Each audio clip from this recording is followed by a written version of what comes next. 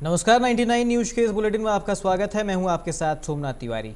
दुमका से रांची जाने के क्रम में आज राज्यसभा सांसद दिशोम गुरु शिबू सोरेन धनबाद सर्किट हाउस पहुंचे, जहां जेएमएम कार्यकर्ताओं ने उनका स्वागत किया। जेएमएम के नेता अमितेश सहाय ने कहा कि गुरुजी सरकार के कार्यों की समीक्षा करने और जानकारी लेने के लिए धनबाद पहुंचे थे। इस दौरान उन्होंने जिला के वरीय अधिकारियों को कई निर्देश दिए। सरकार के गरीब हित में चलाए जा रहे कार्यों को जन जन तक पहुंचाने के काम में तेजी लाने के साथ आदिवासियों के देव स्थान भूमि पर भू माफियाओं के कब्जे की जांच कर निष्पादन करने का आदेश दिया।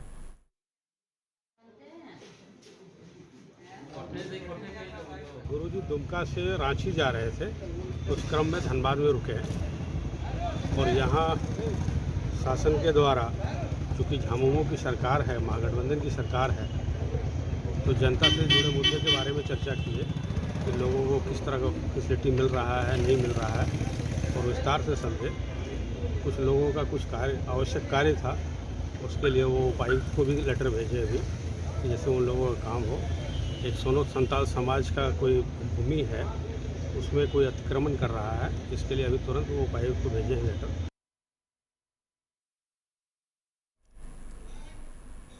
2014 में टीईटी पास करने वाले अभ्यर्थियों ने जुलूस निकालकर ममता बनर्जी से शिक्षक नियुक्ति की मांग की है। अभ्यर्थियों ने मुख्यमंत्री ममता बनर्जी से मांग की है कि वह अपना वादा निभाएं और दुर्गा पूजा से पहले 2014 में टीईटी पास करने वाले सभी अभ्यर्थियों को शिक्षक की नियुक्ति दें। इस संबंध में टीईटी प्रशिक्षित संपा मंडल ने कहा कि मुख्यमंत्री ने 2020 में वादा किया था कि 2014 में टीईटी पास करने वाले सभी अभ्यर्थियों को नौकरी देंगी, लेकिन उन्होंने अपना वादा नहीं निभाया।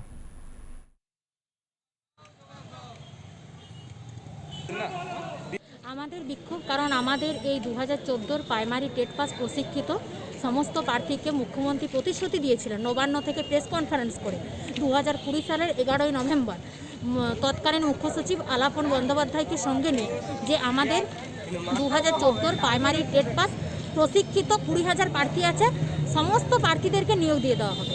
কিন্তু আজ 28শে সেপ্টেম্বর প্রায় 1 বছর হতে গেল, আমাদের নিয়োগের কোনো দিশা দেখতে পাচ্ছি না। আমরা বিভিন্ন 2020 সালের 11 নভেম্বর মাননীয় মুখ্যমন্ত্রী নবান্ন থেকে প্রেস কনফারেন্স করে বলেছিলেন যে 2014 সালে primary TET qualified trainer candidate প্রায় 20,000 মতো আছে, এদের প্রত্যেককে প্রাথমিক শিক্ষক পদে নিয়োগ করা হবে। কিন্তু 12,000 ক্যান্ডিডেটকে নিয়োগ করার পর কোনো এক অজানা কারণে পুরো প্রক্রিয়া স্তব্ধ হয়ে আছে। बांकुड़ा में अखिल भारतीय SC/ST संगठन ने जल, जंगल और जमीन की रक्षा की मांग समेत अपनी 17 सूत्री मांगों को लेकर जुलूस निकाला। इसे लेकर बांकुड़ा हिंदू स्कूल मैदान में हजारों की संख्या में इकट्ठा हुए बावरी समाज के लोगों ने कालू बौरी के नेतृत्व में बांकुड़ा जिला शासक कार्यालय तक मार्च किया। इस संबंध में कालू बौरी ने कहा कि वह अपने जल, वन, भूमि अधिकारों की रक्षा के लिए आंदोलन कर रहे हैं। कहा जिला प्रशासन उनके अधिकारों से वंचित कर रहा है।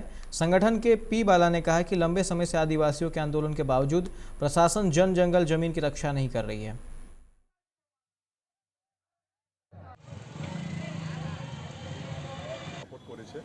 যে মেনলি 3-4টা ডিমান্ড যদি দেখা যায় 17খানা দাবির মধ্যে 3-4খানা ডিমান্ড, যেটা হচ্ছে যে জল, জঙ্গল, জমি, যেটা অ্যাকচুয়ালি মানে SC/STদের মানে মৌলিক অধিকার এবং সংবিধান অধিকার দিয়েছে, সেটা দিন দিন উচ্ছেদ করা হচ্ছে। এবং জল, জঙ্গল, জমিন যদি না থাকে, তা যেখান থেকে ধরো ভারতবর্ষের পরিবেশটা বেঁচে আছে, সেটা পুরোপুরি বিঘ্নিত। আজকে আমাদের এখানে 17খানা দাবি আছে, তার ভিতর মেইন যেটা হচ্ছে ওই আদিবাসীদের যে জঙ্গল থেকে যে বিতাড়িত করা হচ্ছে তার। पूर्व मध्य रेलवे के धनबाद रेलवे स्टेशन में रेल कर्मियों के लिए सुरक्षित स्टाफ कोच में मंगलवार की सुबह एक अज्ञात व्यक्ति का शव मिलने से हड़कंप मच गया।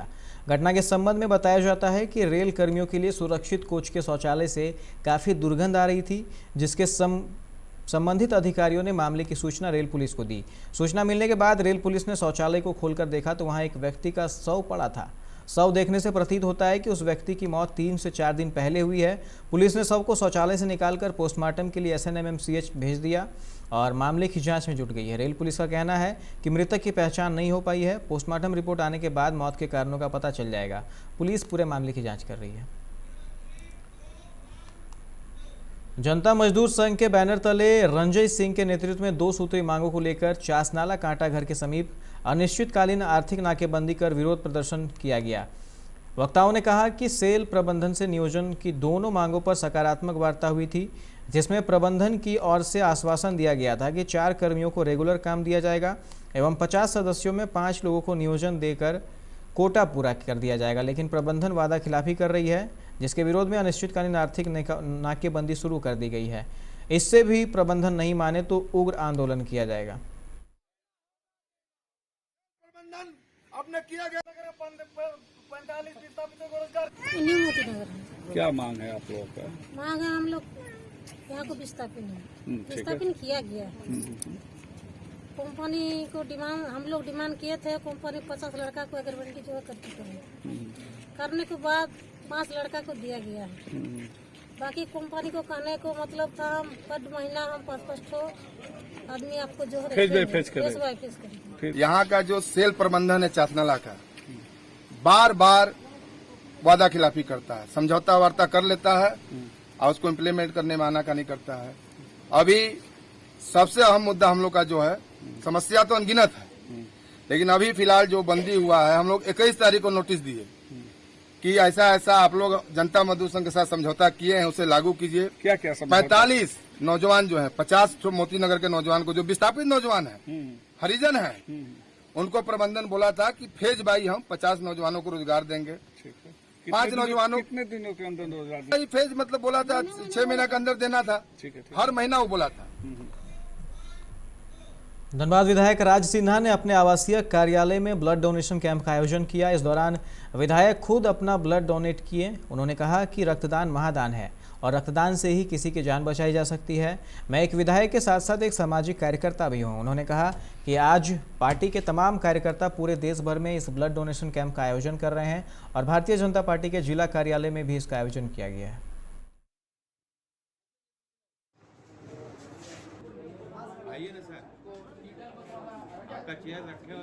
ये प्रमुख उद्देश्य तो है समाज की सेवा, मानवता की सेवा। यह और भारतीय जनता पार्टी लगातार हमारा यह लक्ष्य भी रहा है। हम केवल राजनीतिक कार्यकर्ता नहीं हैं, समाज की सेवा, मानवता की सेवा करना भी हमारा परम कर्तव्य है। और इसी के तहत आपने देखा होगा, जब कोरोना के पहली लहर जो जिसमें लोगों को खौफ था और दूसरा लहर जो खौफनाक, दोनों लहरों में भारतीय जनता पार्टी के कार्यकर्ता सड़कों पर निकले थे, लोगों की सेवा करते हुए दिखाई दे रहे थे। अभी हम 17 तारीख से लगातार इस प्रकार के विभिन्न सामाजिक कार्यों को, सेवा के कार्यों को कर रहे हैं। रक्तदान को हम महादान के रूप में मानते हैं।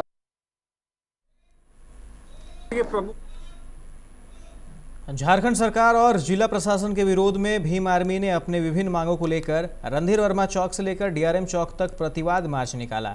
वहीं पत्रकारों से बात करते हुए भीम आर्मी के जिला अध्यक्ष ने कहा कि झारखंड में लगातार अपराध हो रहा है, मगर झारखंड सरकार और पुलिस प्रशासन चुप्पी साधे हुए है। ना उन पर कोई कार्रवाई हो रही है और ना ही उन पर एफआईआर दर्ज किया जाता है।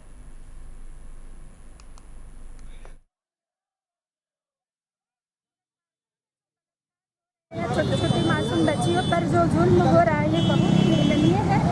और झारखंड सरकार, यहाँ के जो पूरा प्रदेश का जो प्रशासन है, जितने भी ST/SC का जो फाइल जाती है, वो पूरा दबा के रखती है। हम लोग चाहते हैं, आज जो प्रोग्राम हो रहा है उसके द्वारा सरकार से यही बोलना चाहते हैं, प्रशासन से यही बोलना चाहते हैं कि हमारी जो जितनी भी फाइलें हैं वो जल्द से जल्द सुनवाई करें। नहीं तो हम लोग पूरा झारखंड में, धनबाद ही नहीं, पूरा झारखंड। सिंदरी डीएसपी के निर्देश पर अलगडीहा ओपी और बलियापुर पुलिस ने संयुक्त रूप से सुरुंगा कुम्हार टोला में छापेमारी कर भारी मात्रा में कोयला जब्त किया है। छापेमारी अभियान सोमवार देर रात्रि से मंगलवार की सुबह तक चली। यहां कई कोयला तस्करों के ठिकानों पर अब भी छापेमारी जारी है। कोयला उठाने के लिए पुलिस को जेसीबी मंगवानी पड़ी। पुलिस यहां से लगभग 27 ट्रैक्टर कोयला जब्त किया है।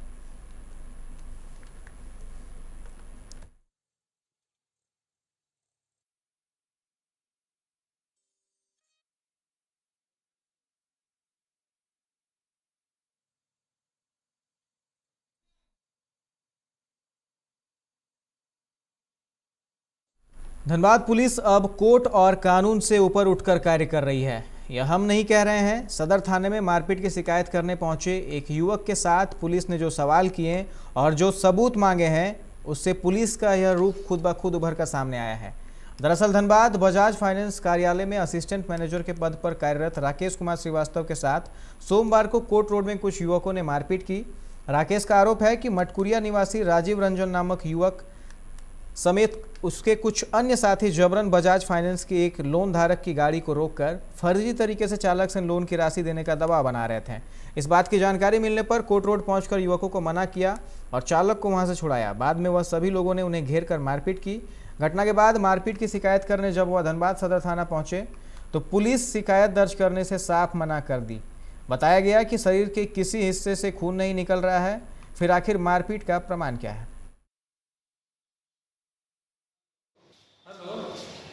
यहाँ पर थाना कुछ लड़के हमको मारे हैं सर। यहाँ पर कहाँ पे मारे? ये आपका कोर्ट मोड़ पास मारे हैं सर। वही कंप्लेन लिखवाने आए हैं सर। किस लिए हुई मारपीट? सर मैं बजाज फाइनेंस में काम करता हूँ और यहाँ कुछ लड़के हैं कि जो बजाज फाइनेंस के ना होते हुए भी वसूली करते हैं गाड़ी का।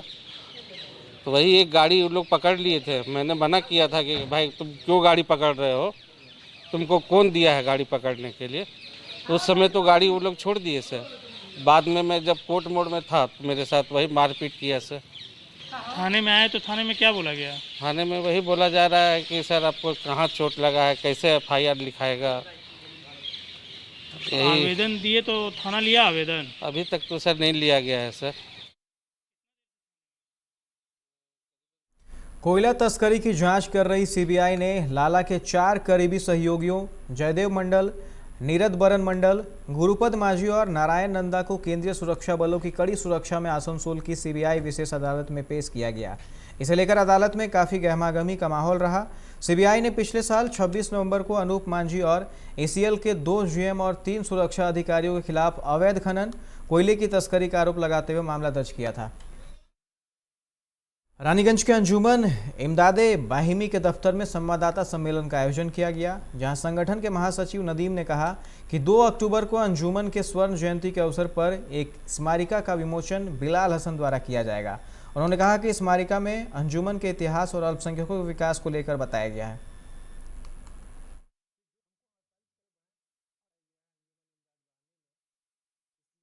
कि हम लोग 2 अक्टूबर को इस इदारे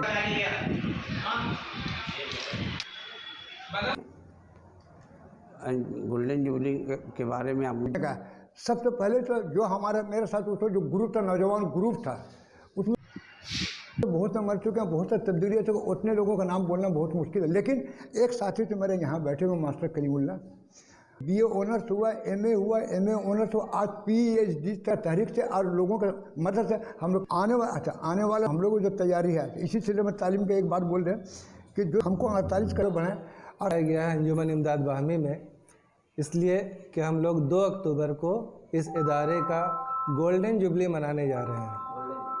गोल्डन जुबली अंजुमन इमदाद बाहमी की बुनियाद 1969 को पड़ी थी। इस हिसाब से आज के दिन 52 साल इसका हो चुका है, लेकिन कोविड प्रोटोकॉल की वजह से हम लोग इसको नहीं कर पाए, डिले करके 52 साल जब हुआ कंप्लीट तो हम आसनसोल रेल मंडल के रेलवे सुरक्षा विशेष बल महिला बटालियन ने 36वां स्थापना दिवस मनाया।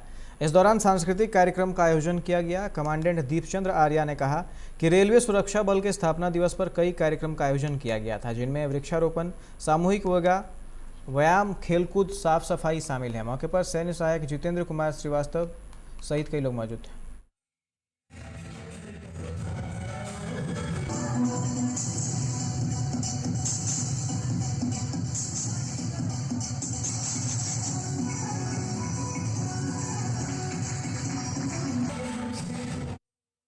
आसनसोल नगर निगम ने आज भगत सिंह के 114वें जयंती के अवसर पर पुलिस लाइन के पास भगत सिंह के स्टैचू पर पुष्प अर्पित कर उन्हें याद किया। इस दौरान नगर निगम के प्रशासक अमरनाथ चटर्जी ने कहा कि युवा पीढ़ी में महान क्रांतिकारी भगत सिंह का जन्म हुआ था। बचपन से ही देश के आज़ादी के प्रति भगत सिंह को देशभक्ति विरासत में मिली थी, क्योंकि उनके दादा अर्जुन सिंह, उनके पिता किशन सिंह और चाचा अजीत सिंह गदर पार्टी के अभिन्न हिस्से थे। मौके पर कई लोग मौजूद थे।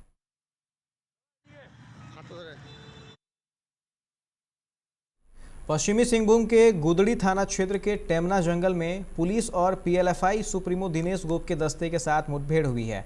पीएलएफआई उग्रवादियों की मौजूदगी की सूचना पर झारखंड जगवार के साथ चाईबासा और खूंटी जिला पुलिस इस क्षेत्र में सर्च ऑपरेशन चला रही थी। सर्च ऑपरेशन के दौरान एक कार्बाइन राइफल, जिंदा कारतूस, खाली खोखा, 29 मोबाइल फोन, 10 पीठू बैग, पीएलएफआई संगठन के लेवी मांगने का पर्चा बरामद किया गया है।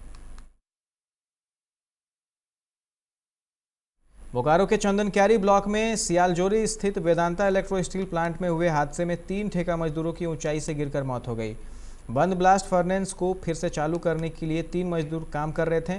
तीनों ठेका मजदूर रांची के रहने वाले थे। जिला प्रशासन के अधिकारियों की एक टीम आज प्लांट जाकर घटना की जानकारी ली।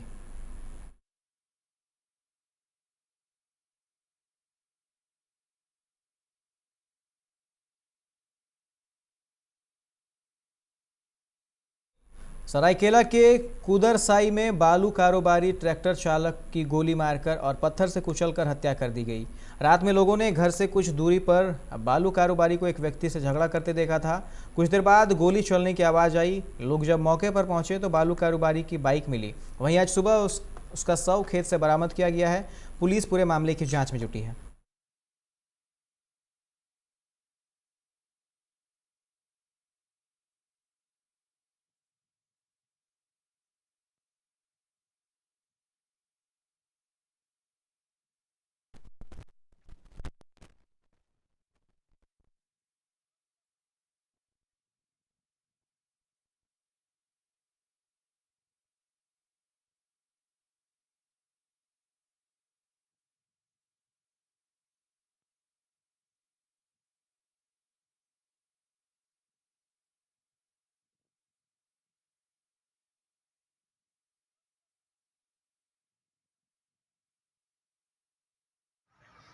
हम तो उसकी दीदी हैं, तो वही शाम में कुछ एक ही लड़का के साथ में झगड़ा उसका हो रहा था।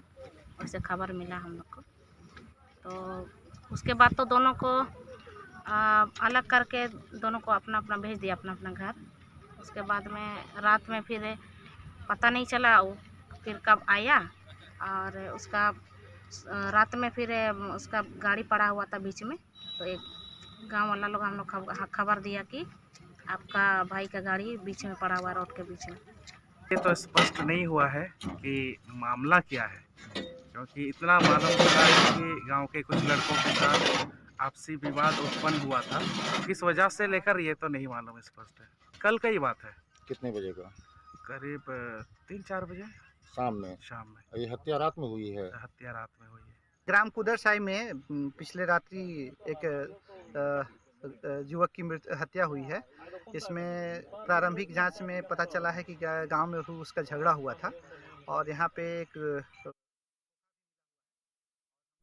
ग्रैंड फिनाले मिसेज इंडिया 2021 की मॉडल रूमा मुखर्जी आज पहली बार धनबाद पहुंची, जहां सोनोटेल होटल के प्रबंधन एवं शहर के अन्य गणमान्य लोगों ने उनका स्वागत किया। मीडिया से बात करते हुए रूमा ने बताया कि फैशन इंडस्ट्री में अपना करियर बनाना चाहती थी। मेहनत के बाद आज इस मुकाम पर पहुंची हैं।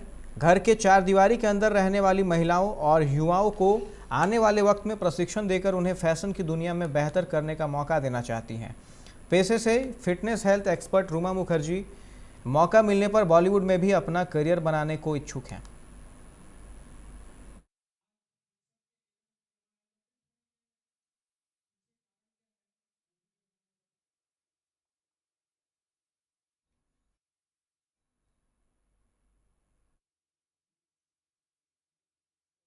ओवर इंडिया से लोगों ने इसमें ऑनलाइन ऑडिशन दिए थे। उसमें से टोटल 65 वुमेन्स का सिलेक्शन हुआ था फिनाले राउंड्स के लिए। उन सब को पछाड़ते हुए मैंने ये क्राउन अपने नाम किया है। झारखंड के लिए मैंने जैसे बोला, मैं फिटनेस इंस्ट्रक्टर हूँ, तो मैं लोगों को इंस्पायर करती हूँ फिटनेस को लेके, और आगे मैं ग्रूमिंग क्लासेस स्टार्ट करना चाहती हूँ, क्योंकि कोई भी पेजेंट में पार्टिसिपेट करने के लिए आपका कॉन्फिडेंस लेवल बहुत अच्छा होना चाहिए, क्योंकि आप जब एंटर करते हो तो एक जो फर्स्ट लुक होता है ना, वो बहुत मैटर करता है। तो मुझे ये लगता है कि मेरे अंदर वो कॉन्फिडेंस था। लॉ कॉलेज हीरापुर के कर्मचारी मनोज सिंह की बर्खास्तगी की मांग करते हुए विनीता सिंह ने राज्यपाल और जिले के उपायुक्त के साथ साथ विद्यालय प्रशासन को आवेदन देकर कार्रवाई की मांग की है। विनीता सिंह ने मीडिया से बात करते हुए कहा कि मेरे देवर राहुल महतो और कर्मचारी मनोज सिंह विश्वविद्यालय में व्यापक तौर पर भ्रष्टाचार कर रहे हैं। इतना ही नहीं, पिछले दिनों मनोज सिंह मेरे मोबाइल पर अश्लील वीडियो भेजकर मुझे परेशान करने का काम किए हैं। ऐसे कर्मचारी को सरकार तत्काल बर्खास्त करे।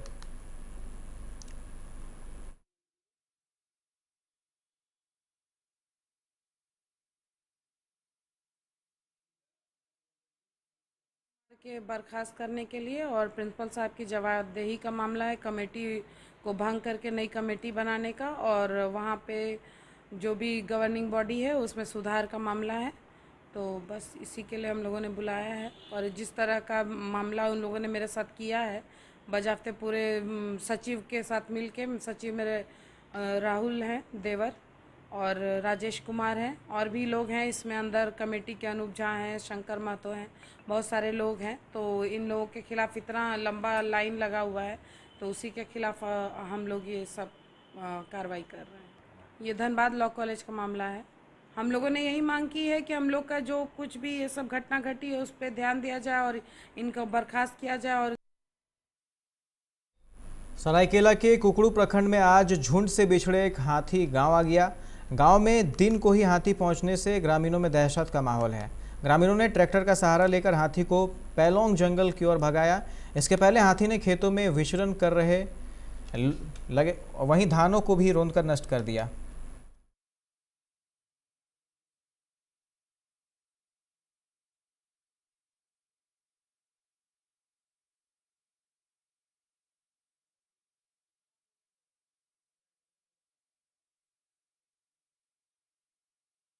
इस बुलेटिन में फिलहाल इतना ही। तमाम खबरों के लिए आप देखते रहे 99 न्यूज। नमस्कार।